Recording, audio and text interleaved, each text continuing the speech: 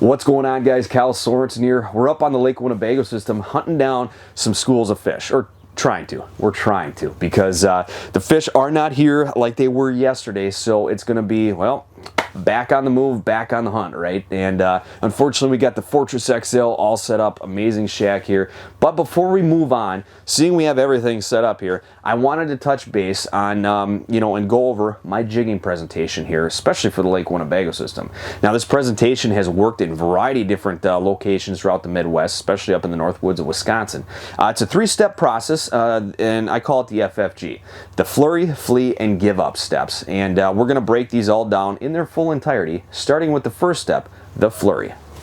All right, let's drop this down here and talk the flurry. All right, so on this step here, it is very, well, it's an aggressive step. It is, because what it consists of is a few extremely hard snaps of the rod, 1, 2, 3, within a 5-second period.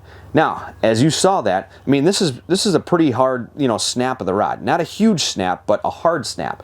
And, when I release that, you can see the tip of the rod actually flutter down there, all right? And what this is causing the bait to do, well, we have a number 3 jigging wrap tied on right now. What it's causing that wrap to do is dart off and just, send this sound wave right out, from underneath us. And hopefully what that does is, it's caught by a fish's lateral line, because a lot of times these fish are going to actually feel this bait before they see it. So if it intrigues that fish, right, hopefully that fish, or this school of fish, decides to migrate a little bit closer over here to take, well, a peek at what's going on.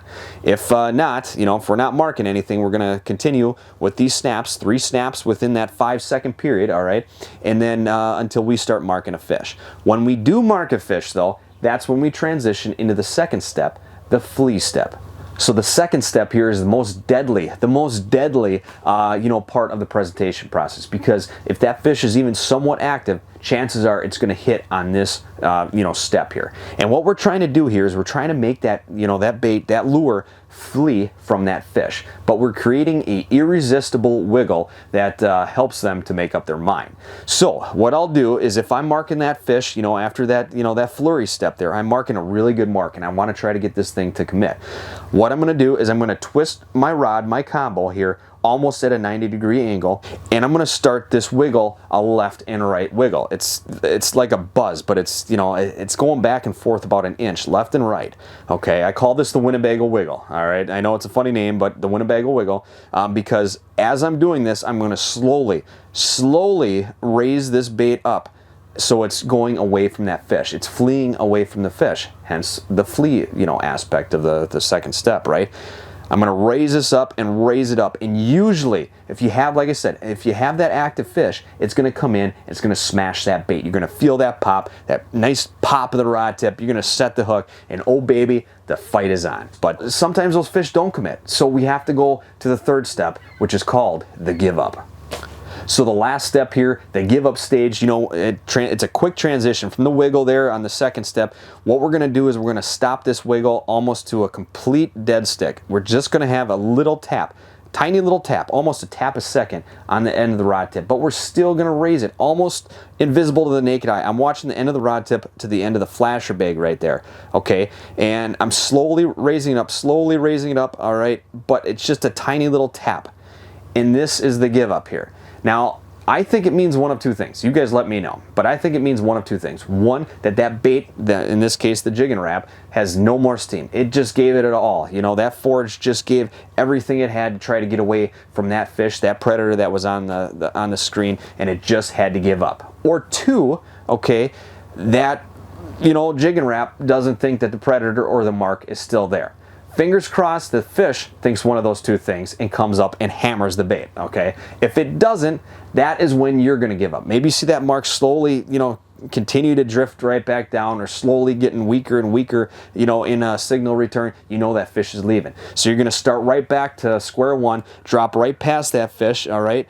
Almost to bottom, maybe even bounce around on bottom a little bit, but then you're going to start ripping that rod, ripping it left and right, getting that flurry going, because that is originally what pulled it in.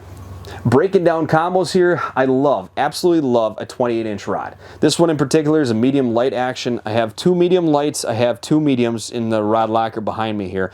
All are 28-inch long, okay? I just love that length of rod. So when you're picking out a combo or something like that, look for one that has that ability, that little flex in the, you know, the tip, the quickness in the tip, but then also that backbone to be able to handle that species of fish that you're chasing. So this one in particular is actually a brand new combo out for this year, part of the Ice Hunter series. This one is the Sniper, and it's a 28-inch medium light. I just love it. Fits perfect in my hand here. Great reel, easy drag, but you can check out these on Frabl's website at frable.com if you want to learn more on that. But hopefully this presentation here will help you to put another fish or two up on the ice. I really hope so, you know, because it has worked for me. It has saved me a lot of money in live bait, because I don't, like I said, I don't remember the last time I've used live bait on any of my jig rods for this presentation. So the proof has been in the pudding over the years, and like I said, it has helped me to put a lot of fish on the ice, and hopefully it will help you too. So I hope you guys have an amazing rest of the week,